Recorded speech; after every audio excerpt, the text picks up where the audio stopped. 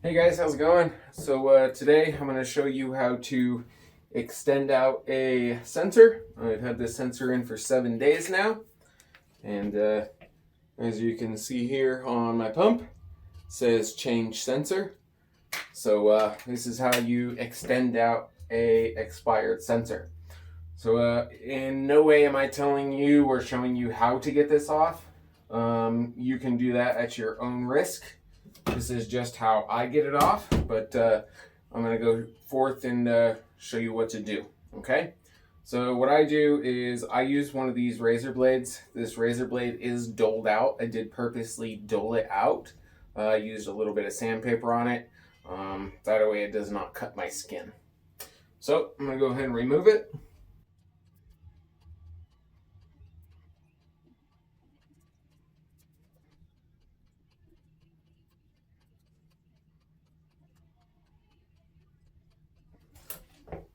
All right, so I have it all cut around. I just did not cut this the little white tape off. So what I'm going to do is I'm going to leave the sensor in. I'm going to push on the sides here and kind of get the transmitter loose.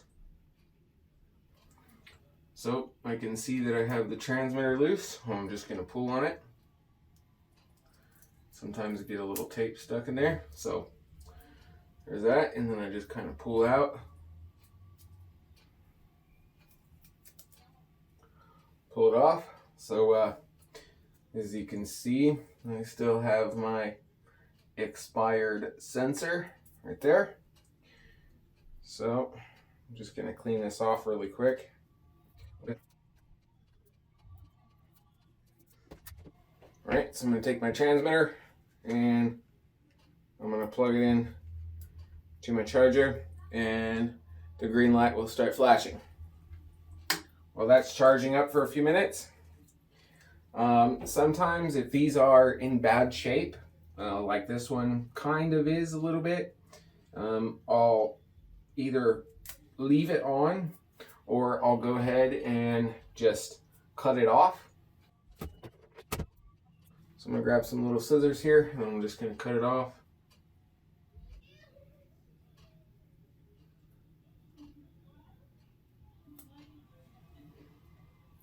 All right.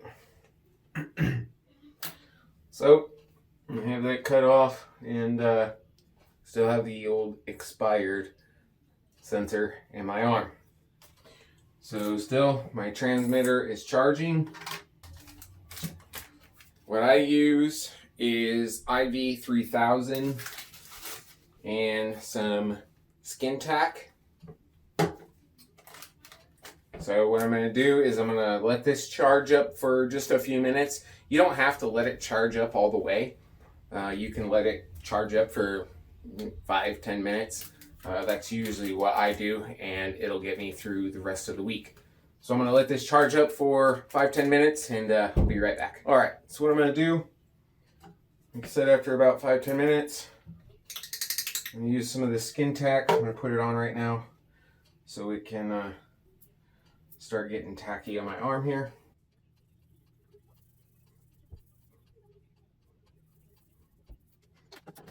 All right, once that's done, also I have my IV 3000 out of the package. So I'm going to go in here to my pump, and I'm just going to go like I regularly do when I'm starting a new sensor. Sensor settings, connection, start new sensor. So connect transmitter, most of you guys have already been all through this. So I'm going to leave it on that screen. Still charging. So I'm going to take it off. And I'm going to put it on.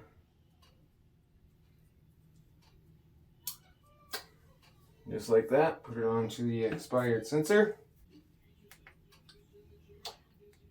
Hit OK. It's going to do searching for transmitter. And as you can see, popped up warm up. So usually when I extend out a sensor. The warm-up is not 2 hours for me. It's usually maybe an hour, hour and a half. I have had them be less time, but usually I would say 9 times out of 10, it's sooner than 2 hours. It's quicker than 2 hours. So anyways, enough of me rambling on. So I'm just going to take my IV3000. I'm going to put it on here. That.